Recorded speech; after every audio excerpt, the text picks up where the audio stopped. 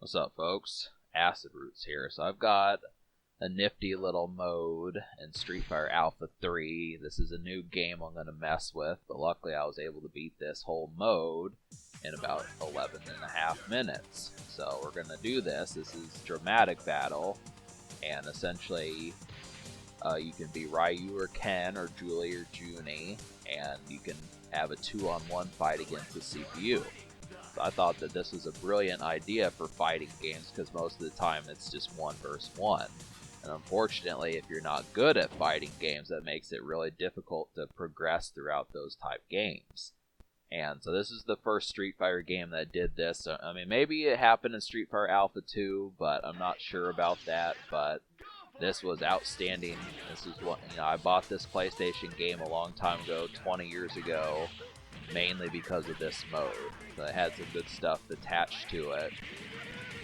I mean, there were other reasons, just because of all the characters, the fact that just about every Street Fighter character was in it as of that point that it had gotten. So it's good stuff. But Ken is really going to be a help here. He does the dragon punches, and I have difficulty doing the dragon punches. I can do them on the Super Nintendo, but it's a little bit trickier on the DualShock. And I can't really do like the Shinku Hadouken either, which is the super fireball. But I can do the Hurricane Kick and the Hadouken, and I use those frequently.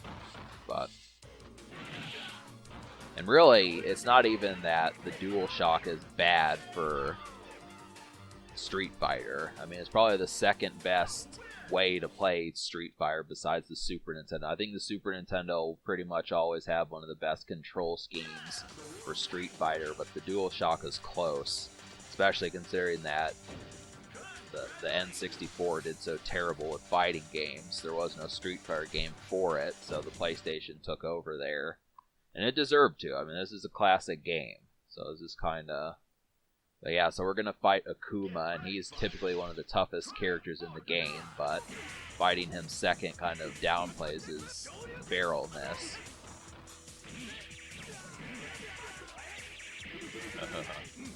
But he's a martial artist just like Ken and Ryu.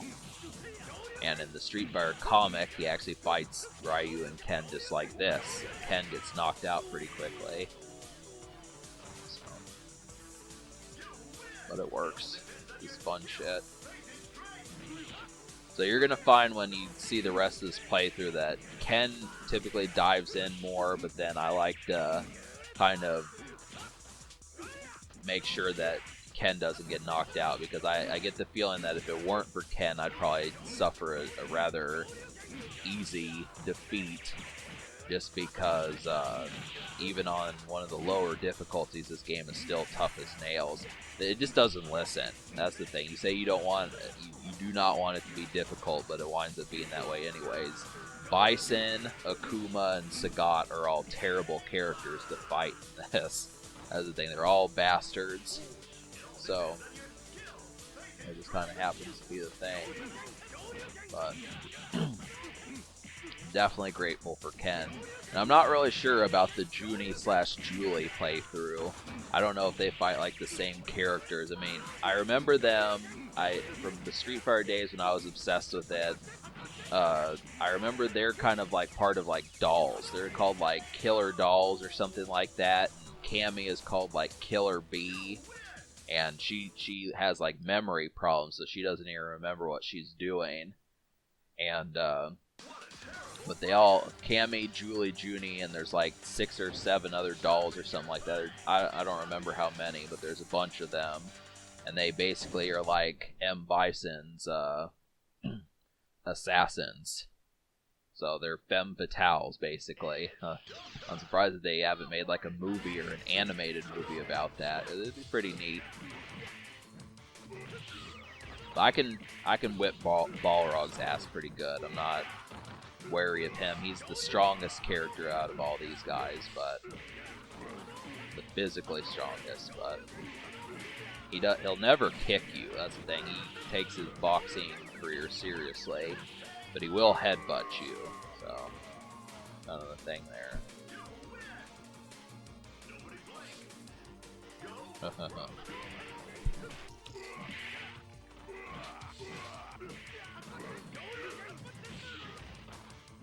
That was good shit. I recommend for people that this is completely brand spanking new to them, I would definitely have to say go out and get yourself a PS1. I mean, really, I suppose the collection, there's so many Street Fighter collections, I can't keep track of them all, but as long as you can get a hold of Street Fighter Alpha 3 or one of the variations of it, you're golden.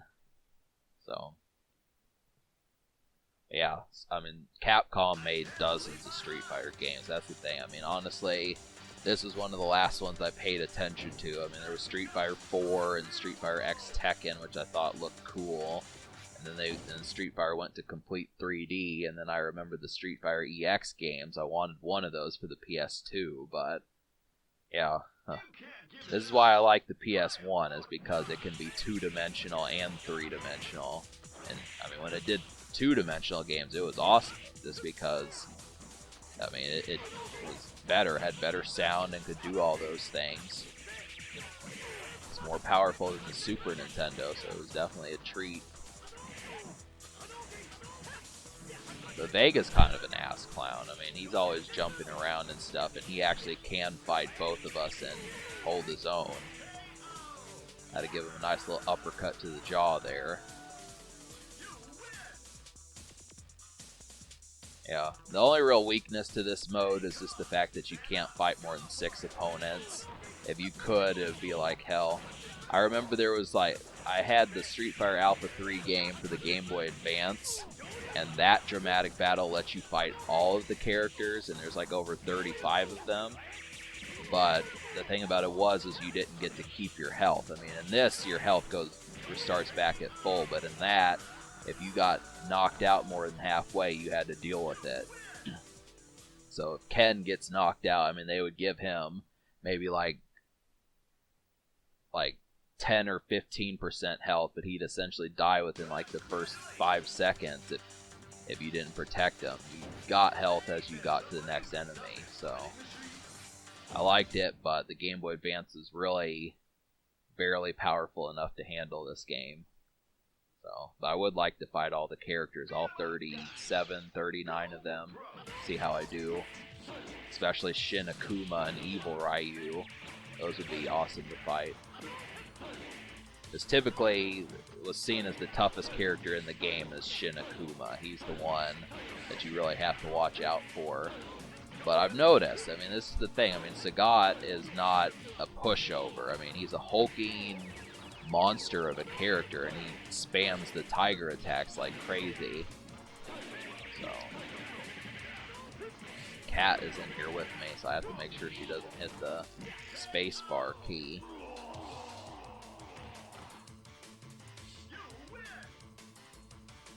I only have 4 more minutes to go. So. Yeah, that was Ken with the fireball. He doesn't really use fireballs that much.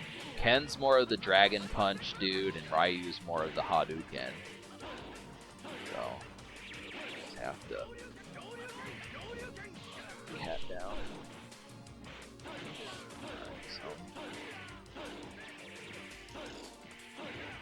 But yeah, so Sagat, if you didn't know, he's Muay Thai. He has Thailand fighting styles.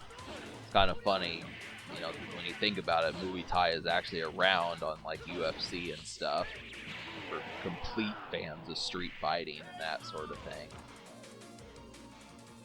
So, I mean, they use knees, and you definitely don't want to get a knee to the jaw.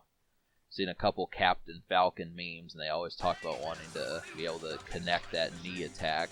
It's so unwieldy, though. It never, I mean, that's one of the easiest attacks to dodge. So.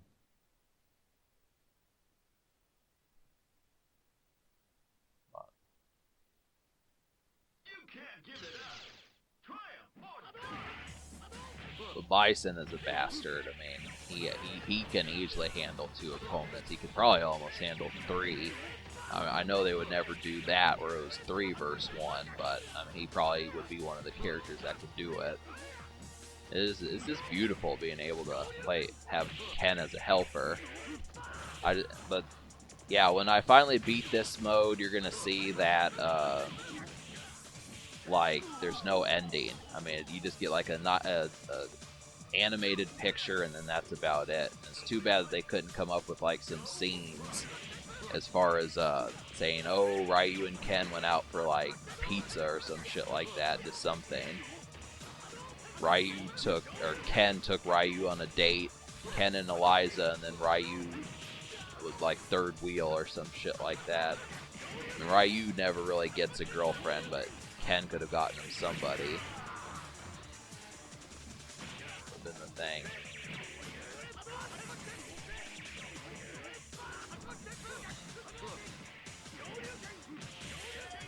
That's the thing. I mean, the Street Fighter universe actually is a universe. It's not just like stark and staticky. It has a storyline. I mean, Ken has a wife and he has sex with her. If you paid attention to this, he says in one of these clips after you win a battle, he says like, if I need a better workout, I guess I better hit up Eliza, implying that, you know, he's screwing her, and you know, the sex with her would be more of a workout than the fight he just got. I kind of liked how they did that. I mean, this game is rated T, so it has the capabilities, but so Ken has a wife, and Ryu takes on Sakura as a pupil, and M. Bison has a crime organization, so there's extra shit that doesn't go on in the games, which is awesome. That's the mode. The only other version I could do is Julie and Junie, and I'm not so sure I could beat that mode. In all honesty with them, because I haven't really used those characters that much. That's a quick little mode. I am going to upload like the one-player arcade mode. Also, I'm not able to beat that mode, but I did at least get to Bison. I just would have to say, I mean, even on the easiest fucking difficulty, it's a pain in the rear like that. This is kind of the thing, so... I mean, Capcom just did not give a shit. They completely went in one ear and out the other. But alright, folks, subscribe for more fun. Thank you for watching. Have a wonderful night.